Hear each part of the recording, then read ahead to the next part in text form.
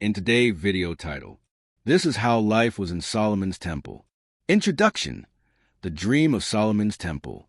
Long before the golden stones of Solomon's temple gleamed under the sun of Jerusalem, there lived a shepherd boy named David who became king. David carried a dream, a vision planted in his heart by God, a house of worship, a dwelling place of the Almighty in the midst of his people. Yet, though David longed to build it, God chose his son Solomon for the task. When Solomon ascended the throne of Israel, the kingdom was at its height of peace, prosperity, and influence. The nations bowed to Israel's wisdom. Caravans of trade enriched Jerusalem, and the people dwelt in safety.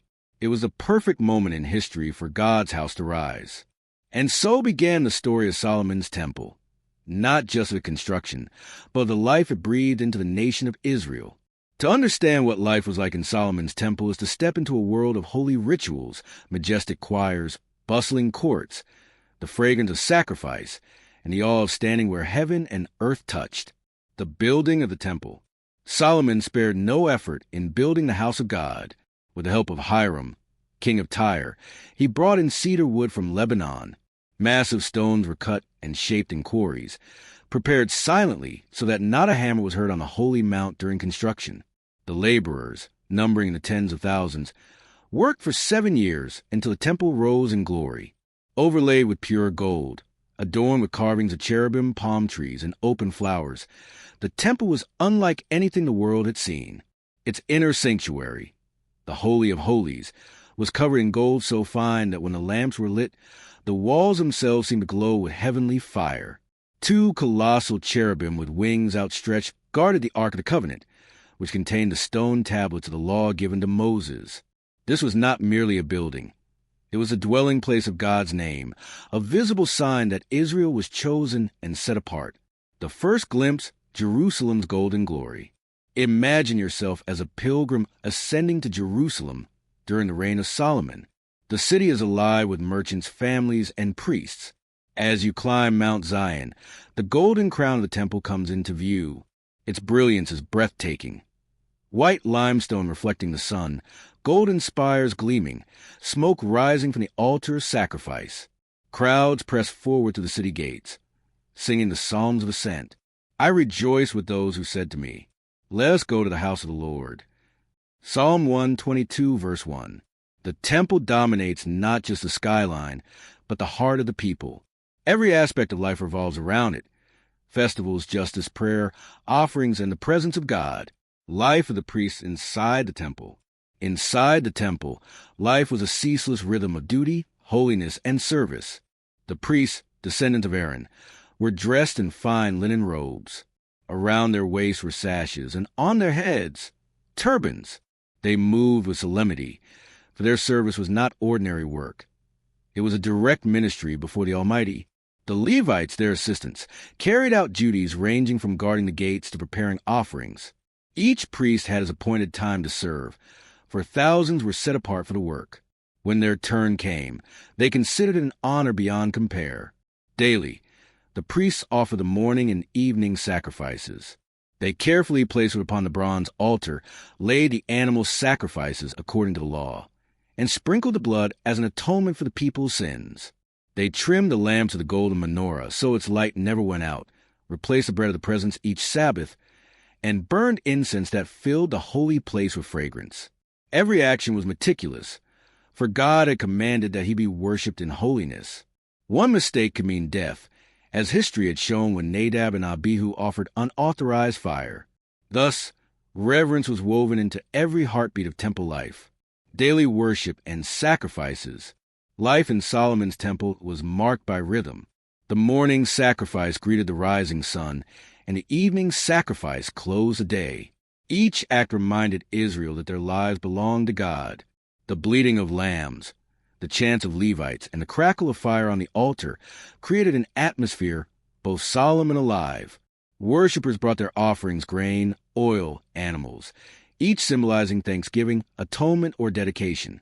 When a family brought a lamb for sacrifice, the father would lay his hands upon its head, confessing sins, transferring guilt symbolically. The priest would then take the lamb, offer its life, and return the family with assurance that God had received their offering. This cycle of forgiveness and cleansing was at the very heart of temple life. The role of music, psalms, and worship. No description of Solomon's temple is complete without its music. David had appointed Levites as singers and musicians, and Solomon continued this legacy. The temple resounded with harps, lyres, cymbals, and trumpets, accompanied by voices lifted in praise. Imagine entering the courts while the choir sings. Give thanks to the Lord, for he is good. His love endures forever.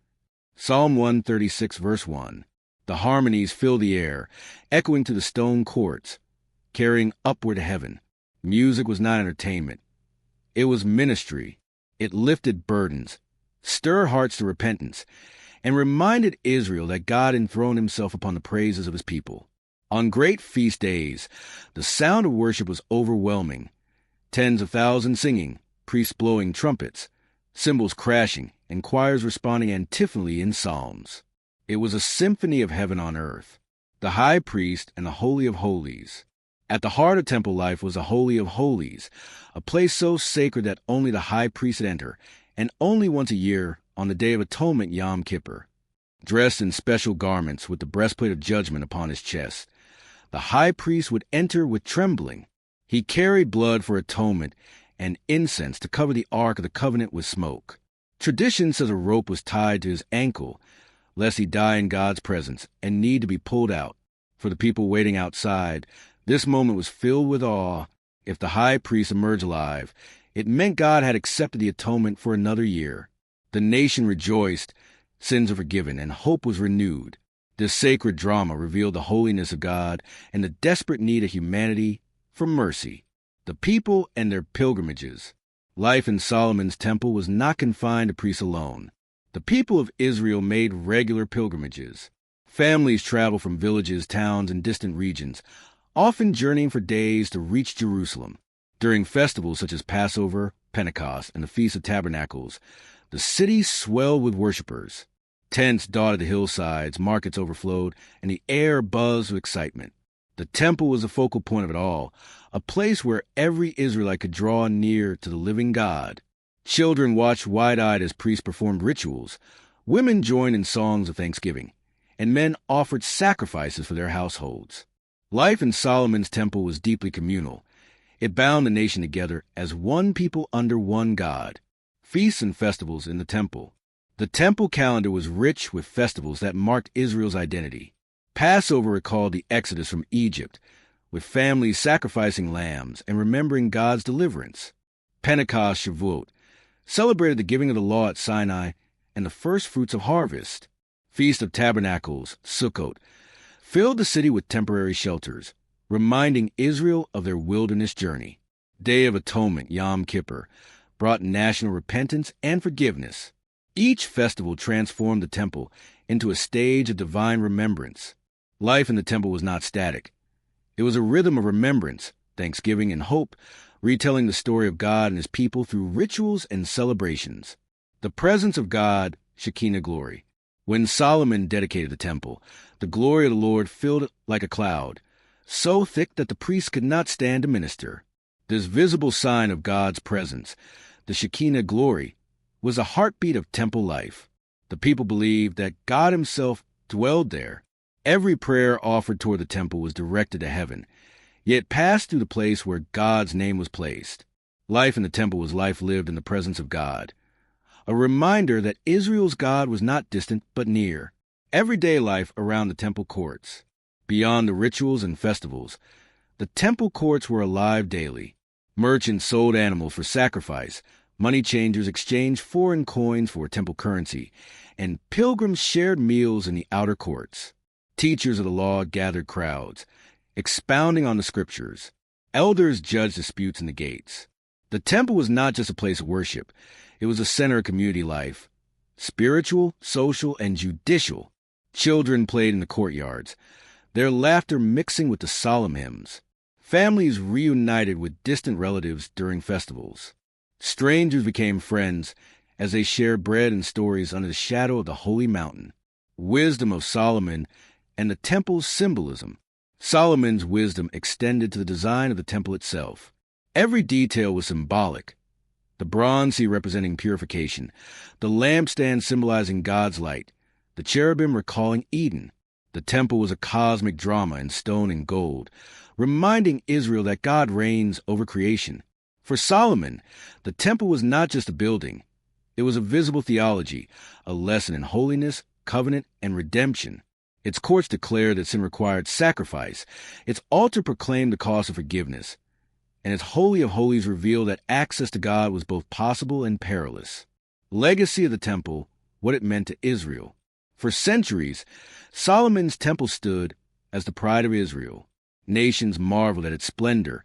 Kings sent gifts, and pilgrims flocked to its courts. It was a symbol of unity, identity, and divine favor. Though later destroyed by Babylon, its memory lingered. The prophets wept over its loss. The exiles longed for its restoration, and the people rebuilt it in hope. Even in ruins, the temple remained central to Israel's faith, for it represented God's dwelling among his people. Conclusion, lessons for today.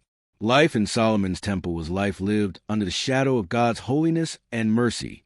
Every stone, sacrifice, song, and prayer pointed to the truth that humanity longs for God's presence. Today, the temple no longer stands in Jerusalem. Yet, the lessons endure. God desires to dwell with his people. Through Christ, the true temple, he has made his dwelling not in stones of gold, but in the hearts of believers.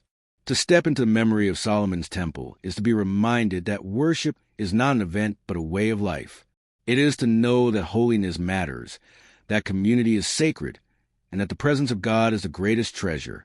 Life in Solomon's temple was glorious, awe-inspiring, and unforgettable. But greater still is the life God offers now, a temple not made with hands, eternal in the heavens. Thanks for watching.